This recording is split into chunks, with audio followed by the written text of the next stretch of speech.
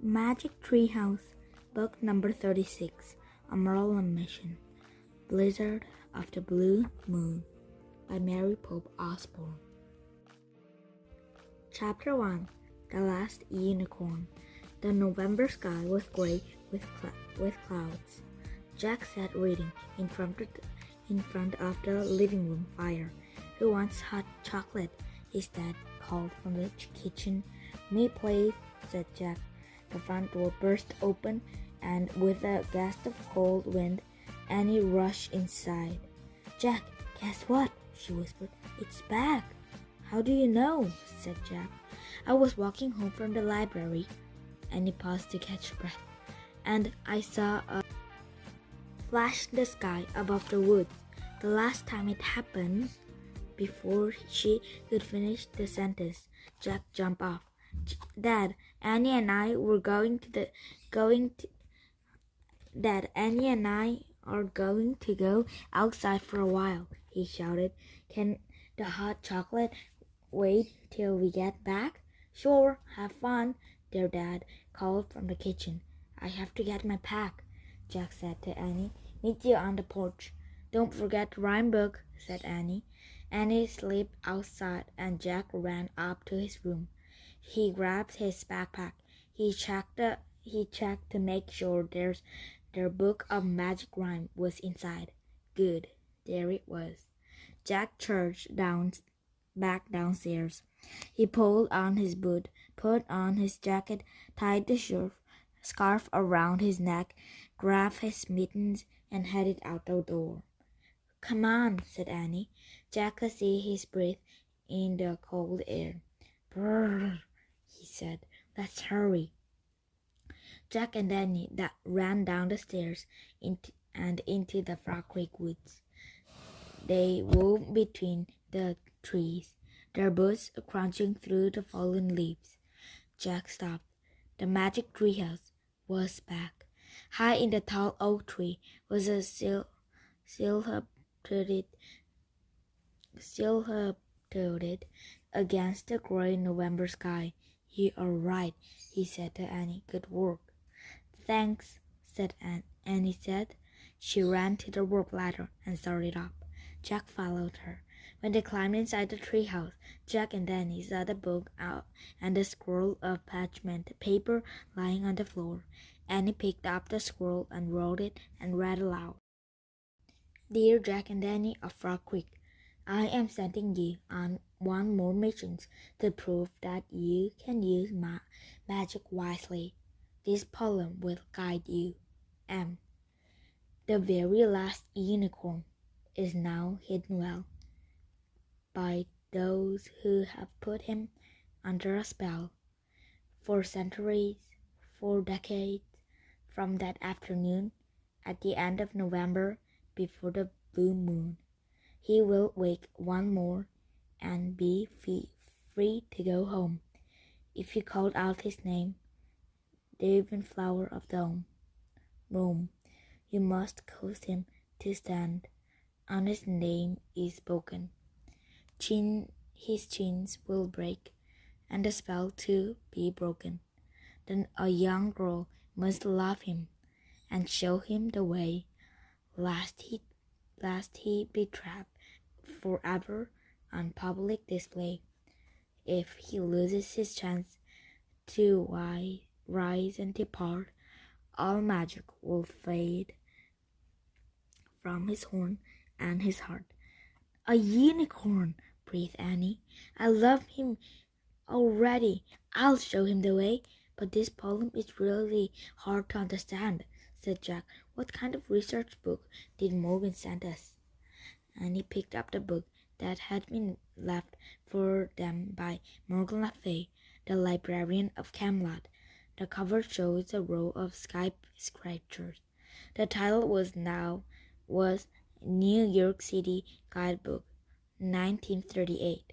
"New York City?" said Annie. "I love New York City. Remember the great time we had there with Aunt Maury?" "Yeah, I love it too," said Jack. "But why would there be a unicorn in in New York City in 1938. A unicorn is an ancient, fascinating creature. New York City is a real place, and 1938 is not even that long ago. You're right, said Annie. It sounded like a hard missions, but don't forget we have Teddy and Kathleen's magic rhyme to help us. Yeah, said Jack. He pulled out the book given to them by their friends Teddy and Kathleen, two young enchanters of Camelot.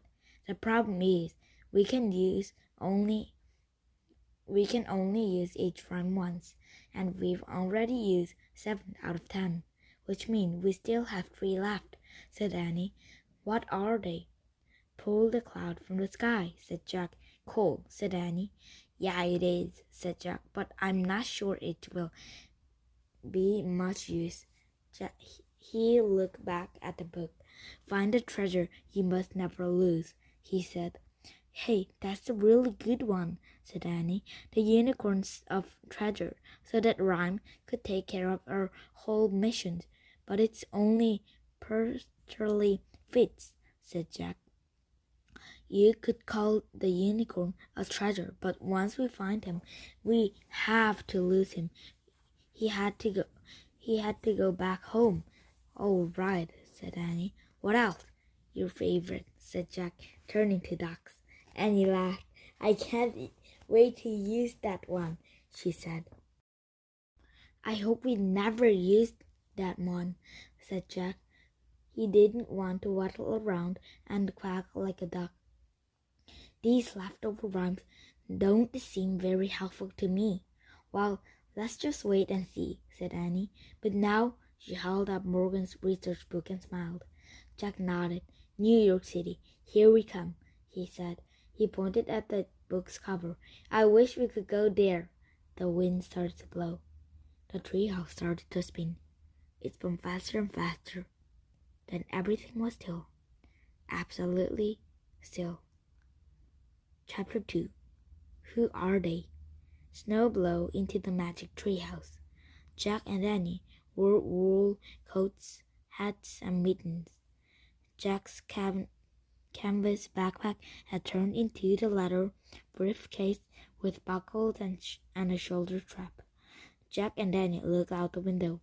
Below the treehouse was a wide, snow-covered field that ended in the wall of evergreen trees. Beyond the trees were the city skyline. This is definitely New York, said Annie. See the Empire State Building? Remember our visit to the top? She pointed to the faraway building that rose above the others. This must be Central Park. I remember that big field. Yes, I do. Yeah, I do too, said Jack. But we've landed in New York in 1938. It was definitely back then. He opened the research book and read from the introduction. The city of New York is the largest city in the Western Hemisphere. It's covered an area of 322 square miles. Jack closed the book. Whoa, even in 1938, New York was a huge city, he said. This is going to be like looking for the needle in the haystack. I'll read our mission poem again, said Annie. She read the first verse aloud. The very last unicorn is now hidden well by those who have pulled him under a spell. Okay, so this unicorn was put under a spell, said Jack, and he must be hidden somewhere in New York or Merlin wouldn't send us here. Right, said Annie. She read the next verse. 4 centuries, 4 decades from that afternoon at the end of November before the blue moons. What's the blue moon? Asked Annie, looking up. I heard that expression before. It's when you have 2 full moons in the same month, said Jack. It doesn't happen very often. Oh, said Annie. She read on. He will wake once more and be free to go home. If you called out his name, Divine Flower of Rome. Wait, does that mean the unicorn name is Divine Flower of Rome? Asked Jack. I guess, said Annie. She read on. You must ask him to stand. Once his name is spoken, his chain will break, and the spell to be broken. Then the young girl must love him and show him the way, lest he'd be trapped forever. Least he'd be trapped forever on public display. If he loses his chance to rise and depart, all magic will fade from his horn and his heart.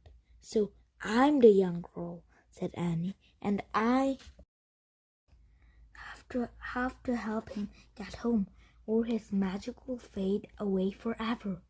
Right, said Jack. Okay, let's review. There's a unicorn in public display somewhere in New York City. He's under a spell. The spell runs out in late November before the blue moon. But he'll only wake up when someone calls his name, which is the Divine's Flower of Rome. Then a young girl, you, must love him and show him the way home. Great, said Annie. Let's get started. Get started? How? Said Jack. Maybe we should talk to some New Yorkers, said Annie. We can ask him if they know anything about unicorns in New York City. She looked out the window. There's some people in the park right now. Jack looked out. Through the falling snow, he saw girls crossing the field carrying skates. He saw two people standing on top of the small hill, one with a cape and the other a long raincoat. If we start asking people about unicorns, they'll think we're crazy, said Jack. Who cares, said Annie. Maybe someone will at least know something that can help us. Let's go down. She started down the ladder. Jack quickly packed up their books. He buckled his bag and followed her. When they stepped onto the ground, Jack and Danny looked around. The skaters were gone. The two people on the hill were gone too. Where'd everybody go? Said Jack. I don't know, but we'll find someone else. Come on, said Annie. Jack and Danny started across the wild field. The snow was falling fast and furiously. The wind blew harder. Look, a frozen pond, said Annie, pointing. That must be where the skaters were coming from.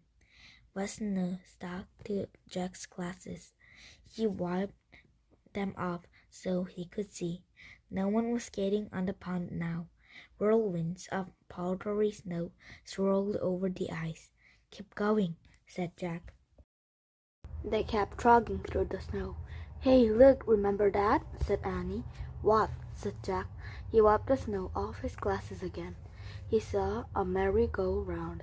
Oh yeah, on the trip to New York with their Aunt Molly, they'd taken a ride on it. But now the rideless painted horses look sad and lonely. I feel like we're the last living creature in Central Park, said Jack. Which way do we go? Now, asked Annie. Which way did we come from? It was hard to say anything in the white haze of the falling snow. The buildings bordering the park and the sky sculptures in the distance had disappeared. Let's see what our book says, said Jack. He unbuckled his leather briefcase and pulled out a research book. He found a picture of Central Park and read, Central Park is a vast natural area in the middle of New York City. The park has 32 miles of winding footpath and covers 840 acres of land. It had rock formations, woods, and many bodies of water.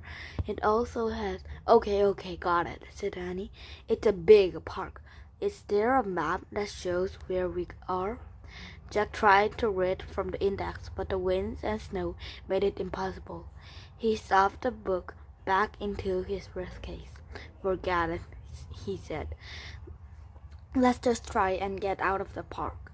Jack and Danny turned away from the lonely merry-go-round and walked across the snow. A gust of wind blew Jack's cap up. As he turned around to grab it, he saw a couple walking a short distance behind them. The two people looked like teenagers. They were walking with their heads bowed against the wind. The girl wore a dark cape with a hood. The boy wore a hat and the tan raincoat with a belt. "Hey, look," Jack said to Annie, but at that moment the wind shook the trees and big clump of snow fell from the branch. Jack and Annie ducked and covered their heads. When the wind died down, Jack looked around for a couple. "They're gone now," he said. "Who's gone?" said Annie. "Who did you see?" "Two teenagers, I think," said Jack. "The boy and the girl. We saw them earlier from the treehouse. I think they might be following us." "Wait a second," said Annie. "Two teenagers? A boy and a girl? Following us? Who does you remind you of?" A big smile crossed Jack's face. "Teddy and Kathleen," he said. "Think about it," said Annie.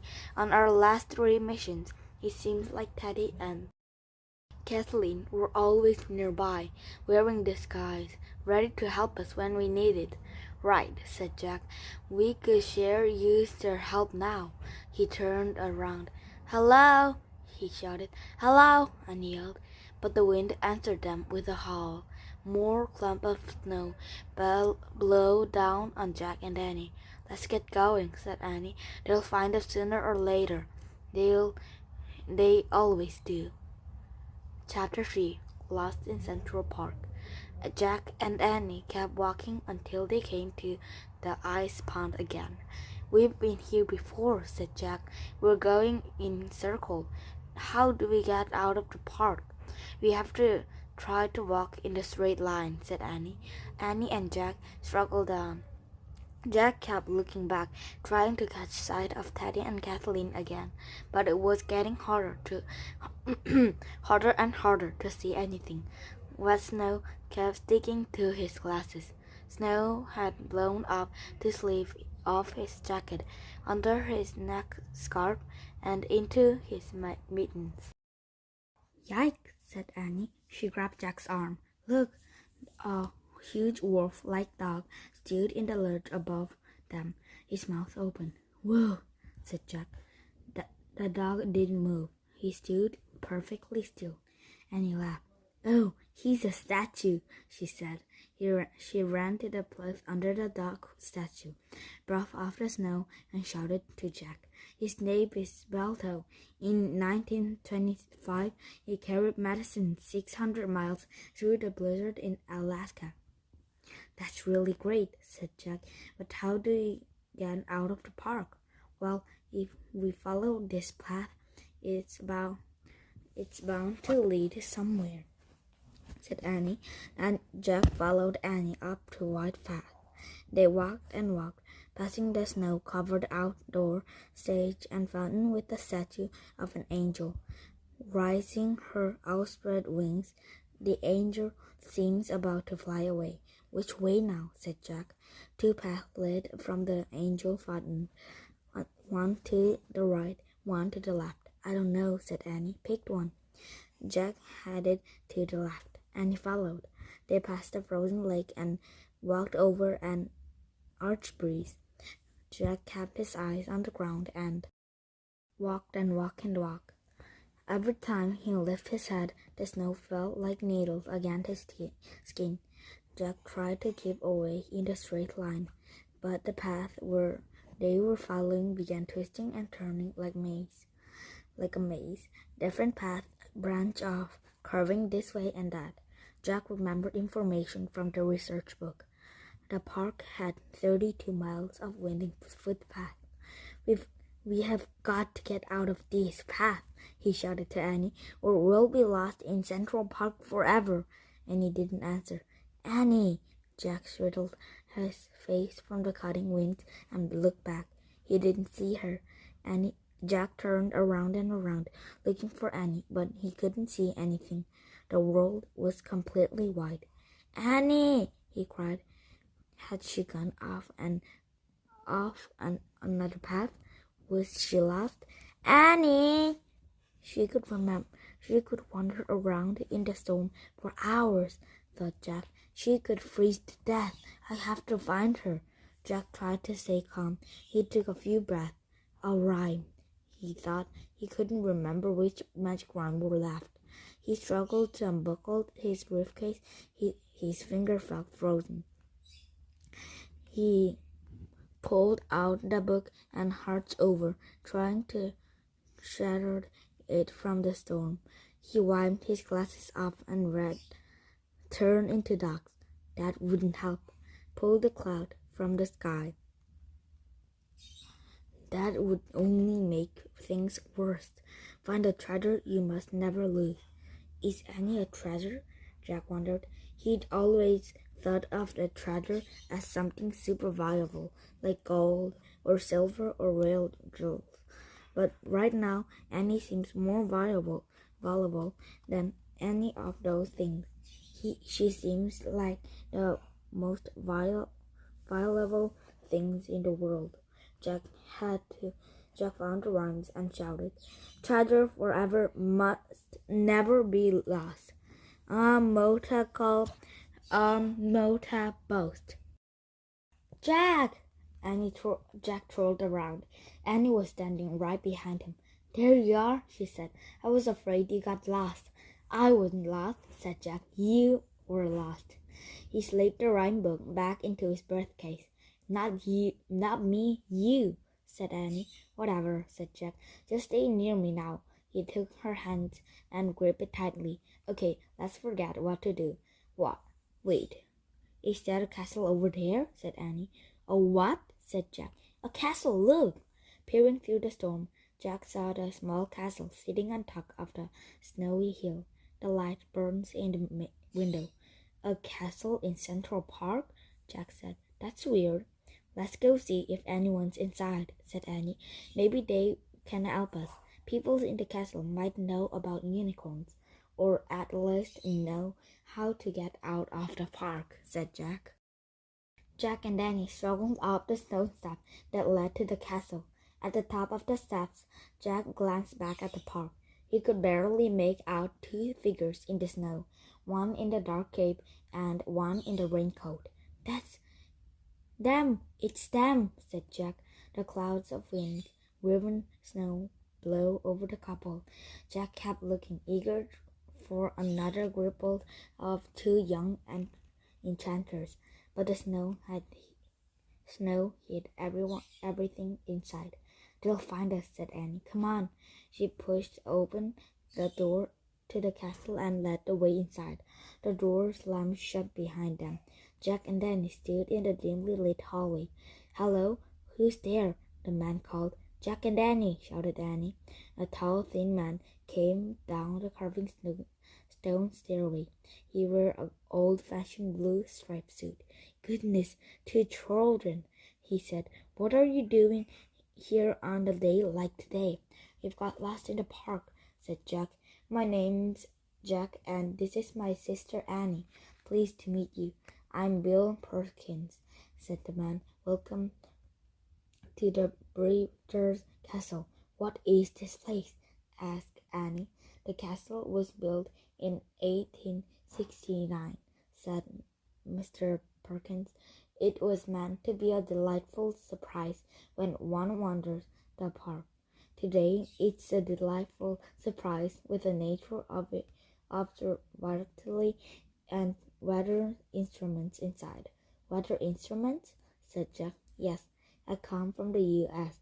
Weather Bureau to check them," said Mr. Perkins. "I'm afraid right now our data is telling us that the weather's undergoing a rapid and terrible change." Jack shivered in his damp clothes. "Our data is telling us the same thing," he said. A storm had blown in from the Midwest. bring winds and snow, said Mr. Perkins. But after nightfall, things will get worse. Another storm is coming up from the south, gathering speeds on its way. That sounds serious, said Annie. It's worse than serious, Mr. Perkins said. It's disastrous. After dark, the two systems will meet to create a monster blizzard. It could be the world's worst in New York history, even worse than the blizzard of '88. Jack caught his breath. Poor New York, said Annie. Ah, yes, it's the last thing our great city needs during this hard time, said Mr. Perkins, shaking his head. Excuse me, but I have questions, said Annie. Do you know if there's a full moon tonight? Well, yes, there is, said Bill Perkins. You won't see it though, not through these storm clouds. Actually, it'll be the second full moon this month. A blue moon, said Annie. You're exactly right. A blue moon indeed, said Mr. Perkins. I have another question, said Annie. Do you know where we can find unusual animals? Jack interrupted. On public display somewhere in New York City? Well, your best bet in New York would be in Bronx Zoo, said Mr. Perkins. They display all kinds of animals from all over the world. Great, said Annie. How do we get there? What? You can't go to the zoo today, said Mr. Perkins. Not in this storm? No, of course not, Jack said quickly. But if we ever decided to go to the zoo in the future, how would we get there? Really, the best way would be to take a West Side IRT, said Mr. Perkins. What's that? Said Jack. The subway line that runs up the west side, said Mr. Perkins. The number 2 trains on that line will take you to the Bronx Zoo. Oh, great. Thanks for everything, said Jack. We'd better get going now. He and Danny started toward the door. Wait, there's the telephones upstairs. Let me ring up your parents. Perhaps they can come get you, said Mr. Perkins. Well, said Annie, we hadn't lived here very long and we don't have the telephone yet. She's right, said Jack, but it's not far to where we live. We just need to get out of the park to the streets. To the west side, said Annie. Yeah, the west side, said Jack. Can you tell us how to get there from here? Certainly. Mr. Perkins opened the door. Winds and snow blasted inside as he pointed to the right, crossed the traffic, and then walked down the stairs to the path. That path will take you out of the park in 81st Street, he said. Hurry home now. We will, said Jack. Thanks a lot, Mr. Perkins, said Annie, and she and Jack headed back into the blizzard. Chapter 4. Hard Times. The winds lashed a bare trees, and swept the winds into tall drifts. That way, said Annie. She led the way down the castle step to the path. Mr. Perkins was a nice guy, said Annie, as they headed toward the west side of the park. Yeah, said Jack. Someday I'd like to go back there and see all these weather instruments. Jack and Danny trudged through the storm until they saw buildings just beyond the trees. We're almost out of Central Park, Annie said. Jack looked around. Do you see Teddy and Kathleen? He said. No, but we better keep going if we want to get to the zoo today, said Annie. Jack agreed. Mr. Perkins had said that the blizzard was going to turn into a monster after dark, and dark came early in November. They left the park and came to the wide city streets. All sorts of things were blowing about in the winds. Newspapers, hats, and umbrellas turning inside out. Jack and Danny grabbed a lamppost and clung into it, trying to keep from getting blown away too. When there was a lull in the storm, they trudged across the avenue. It was lined with cars half buried in the snow. Jack and Danny started down the side street. They passed an old man and woman huddled in the doorway, wrapped in torn blankets, burning a fire in the small stove. They passed a line of men dressed in rag clothes standing outside a building. A sign said, "Flea soup." Jack hoped everyone outside would find better shelter before the monster blizzard hit. "Excuse me," Annie called to the man in the line for free soup. Do you know where the West Side IRT subway is?" "2 blocks," said the man. "Keep going." "Thanks," said Annie. Jack and Danny kept going. They passed a firehouse, a cheese store, and a newsstand. Everything was closed and shuttered. Patter's carts were stuck in drifts. Sand banged in the wind. One said, "Meatballs and beans, 10 cents." Another said, "Zito's Bakery, 5 cents a loaf." A third said, "Logging, $2 a week." Jack and Danny crossed the street. They saw newsboys huddled under the threader awning. The boy had wrapped their feet and legs in newspapers to keep warm. "Excuse me, where's the subway?" Jack shouted.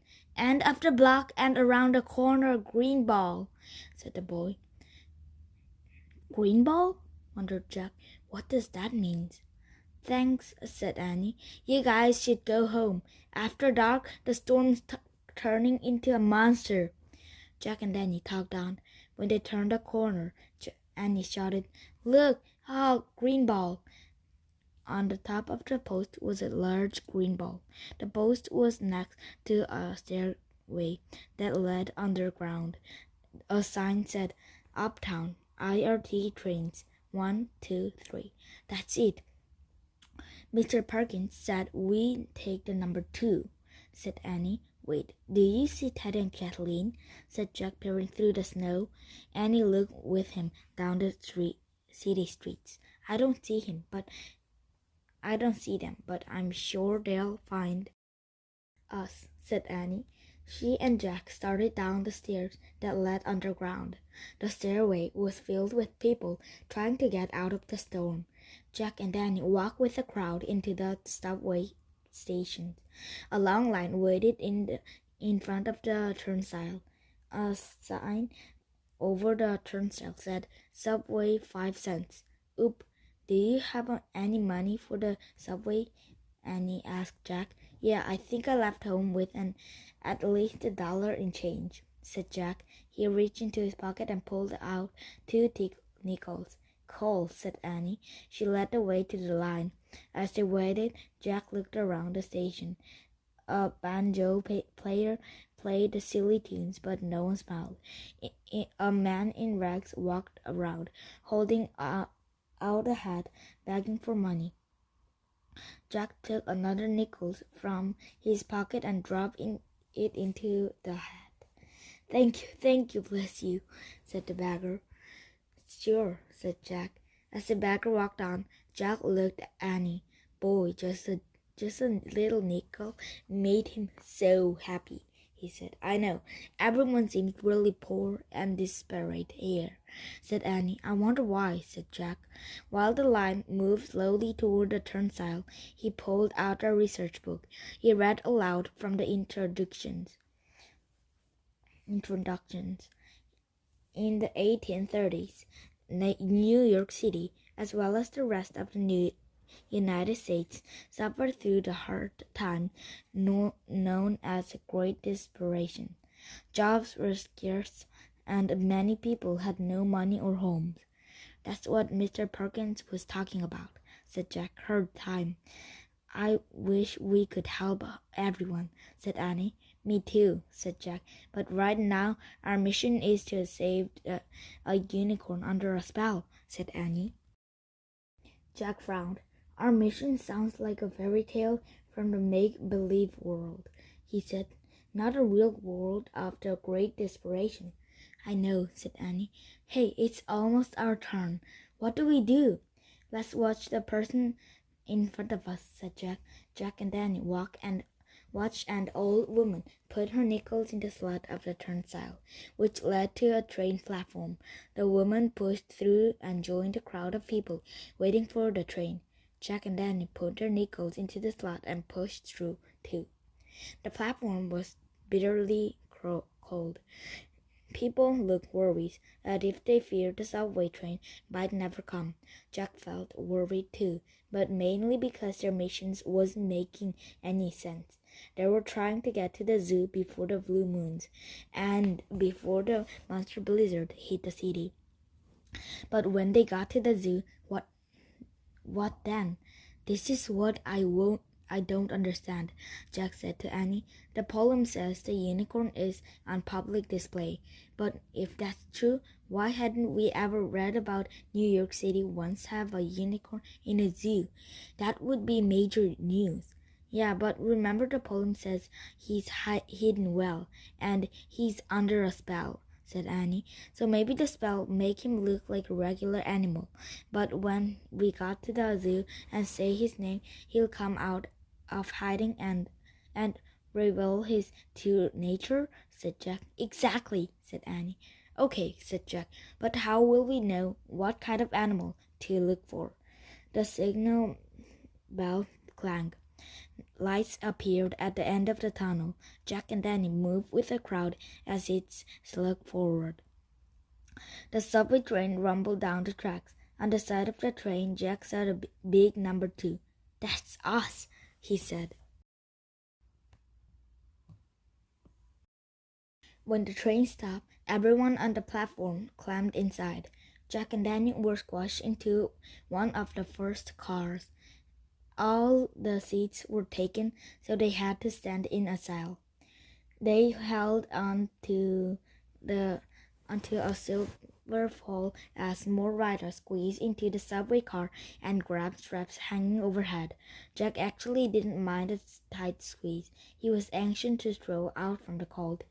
Look, Jack, cried Annie. She pointed out the window of the subway car. Jack peered out the window, just in time to see 2 people rush across the platform toward one of the rail cars. One was dressed in the dark cape, and the other was in the tan raincoat. The bell sounded. The subway doors closed, and the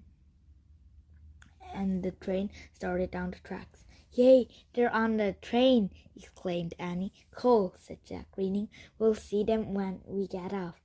Hey, where do we get off? Said Annie. Oh man, we forgot to ask, said Jack. He turned to the lady next to them. Excuse me, where do we get off for the Brant Zoo? He asked her. Charming's Avenue, the man said grumpily. Where's that?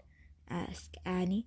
There's a map, said the woman. She pointed to the map on the wall above the row of seated passengers.